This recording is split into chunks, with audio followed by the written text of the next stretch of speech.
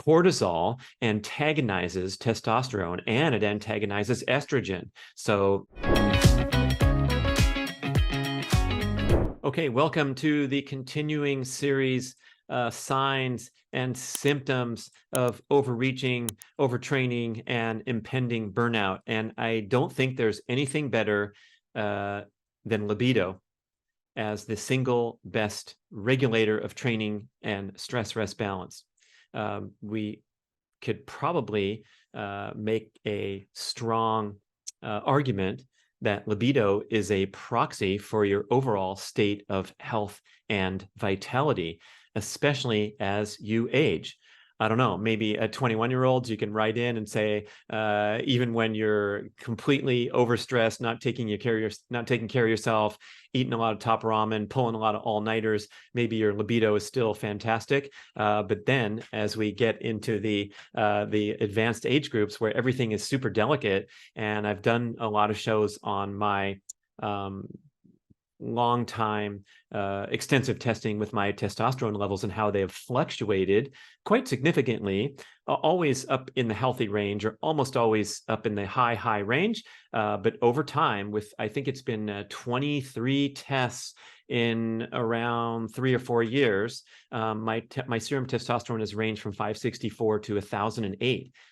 That's from the lowest to the highest, a pretty big a significant difference. 564 is still okay, or perhaps good by many people's definition.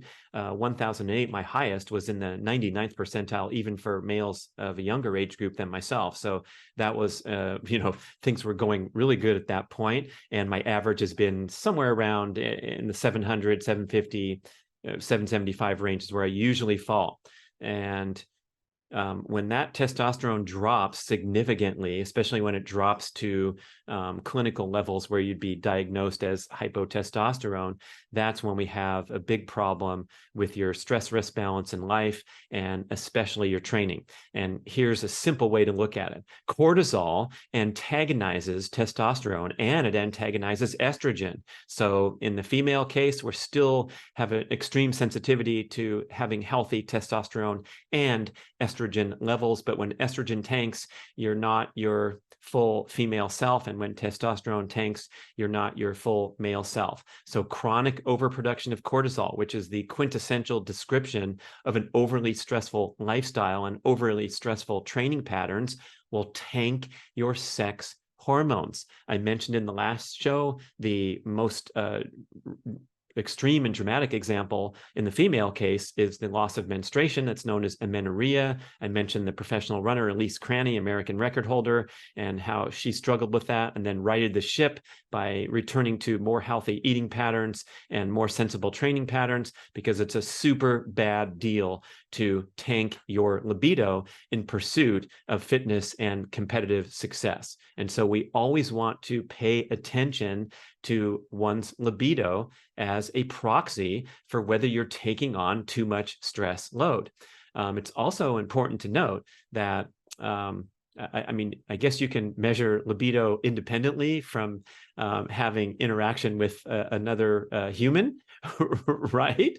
But generally speaking, when we talk about libido, we're talking about how well we're performing with a partner. And it's interesting to note, Dr. Kate Shanahan got into this on a podcast interview a long time ago that you can find on the B.rad show, but she emphasized that sexual arousal is a parasympathetic dominant function.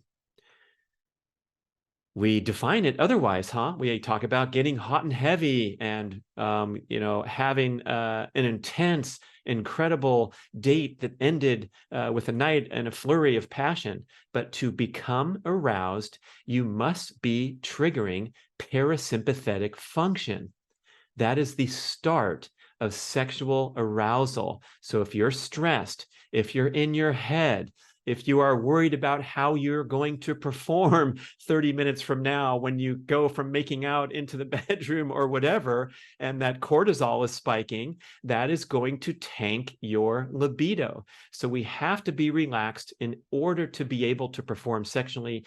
And then, as Dr. Kate details in that spicy section of the show, when you're heading toward orgasm, that's when you kick into sympathetic state. It's an intense fight or flight short-term experience, right? But it starts with parasympathetic, and then you build, and transition. And this is what also the experts are talking about when they say that the female needs to be warmed up for a much longer period than the male. So the female definitely needs to get out of her head into parasympathetic activity, and the arousal period can build to the point where, of course, female orgasm, just like male, is an intense fight or flight type experience. But it starts with being mellow.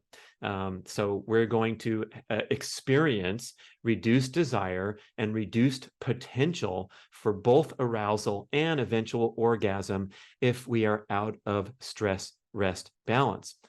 Similarly to amenorrhea, unfortunately, the man doesn't have that telltale sign of losing his period, but what we do have is erectile dysfunction. So when precious metabolic and reproductive resources are diverted to a whole bunch of exercise energy expenditure, and we get into overreaching or overtraining, it might even be common that we're able to perform in workouts, but not in the bedroom. And hey, guess what? Maybe you're between girlfriends right now, and all you care about is your fitness and crushing it in the gym or getting ready for the next race and training to work out your frustrations because you are between girlfriends or you just got turned down or whatever. But it's a sign of impending doom if you are able to perform in workouts, but not in the bedroom. So this is something, libido is a great way to recalibrate our stress rest balance and teach our bodies to be able to come down off a heavy day of training with some parasympathetic inducing behaviors such as foreplay, and as well as all the other things like getting a massage, doing recovery protocols and all that stuff. But track your libido obsessively if you want, but it's a really great regulator of stress rest balance, especially as it comes to training. Thanks for listening, watching, and more to come in this series of symptoms and signs of overtraining and burnout.